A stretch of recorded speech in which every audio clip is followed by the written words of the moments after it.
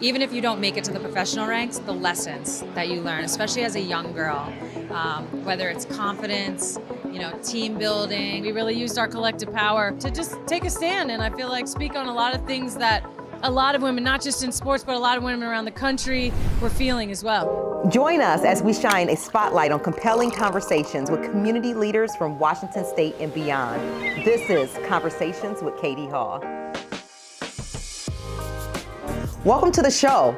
This is an extension of work that I've been doing with young women for over 20 years. But today, we're gonna focus in on some very dynamic women leaders across the state of Washington. Some of them you may know, some you may not, but they are behind our biggest sports brands.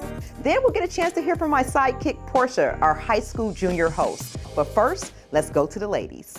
My name's Maya Mendoza-Exstrom. I'm the Chief Operating Officer for the Seattle Sounders here in town and also serve on the board for the local organizing committee for FIFA World Cup 2026 here in Seattle. And I've been with the Sounders for 10 seasons, oversee all of our strategic operations, philanthropy, the work we do in community through our social justice framework and our social impact initiatives. I oversee government affairs, external affairs, and a lot of other projects as assigned. We are a mission-driven company. Our mission is to create moments, enrich lives, and unify through soccer. It really is about people and creating space for people to be together and do amazing things, whether that's winning massive trophies or giving away soccer balls in community to kids. Each one of those engagements is our mission, writ large. I think for us as an organization, soccer is always and has always been both and men's and women's. And so for so many of us who work inside of the men's game, we played soccer growing up. And this was the pathway to continue our post-collegiate, post-club, post-high school careers as athletes, as soccer players, was to work in this sport. And it's an awesome opportunity. And so I think women and girls have always been centered in soccer in a different way, and our organization's no different. I'm Kimi King, and I'm Chief Operating Officer for Vault 89. Our CEO is Doug Baldwin, former NFL Seattle Seahawk. And I also run a side business, and I work through that, do some strategic work for Rise Above, which is a Native youth organization that uses sport as a modality to reach young people. And background is health equity, health advocacy. I am Tawana Nobles, and I'm the CEO of Black Future Co-op Fund. I'm also one of your 49 state senators in Washington State and the outgoing CEO of the Tacoma Urban League. And many years ago, co-founded an organization called Ladies First to really prioritize the well-being of young women in our community. And so spent a lot of time providing mentorship opportunities or field trips, or just opportunities for young girls and women to connect with each other, because it really is important that we support each other, that we have places and spaces that are for us, where we can learn about each other and understand what it means to exist in this world and identify as a woman, but more importantly, just to have fun as women. So I think it's so important to support women for a variety of reasons, but the connection, the network, to see young girls grow into women who are a beautiful community. I mean, that is what I want to continue to see and support.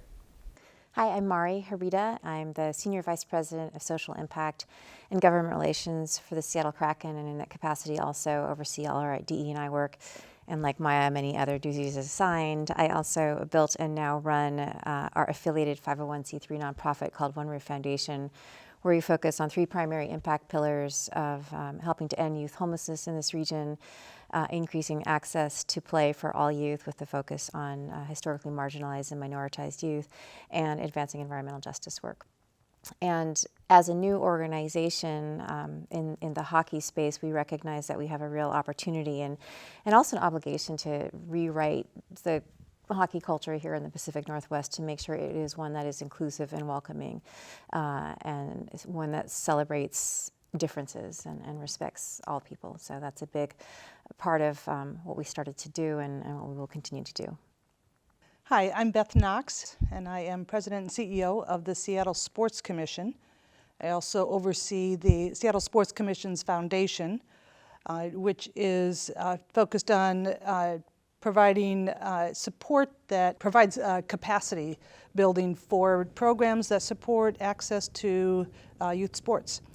The Sports Commission itself has two primary purposes. One is to bid on premier sporting events to bring to the region. So we work with our professional sports teams as well as universities and sports venues to support those bid efforts.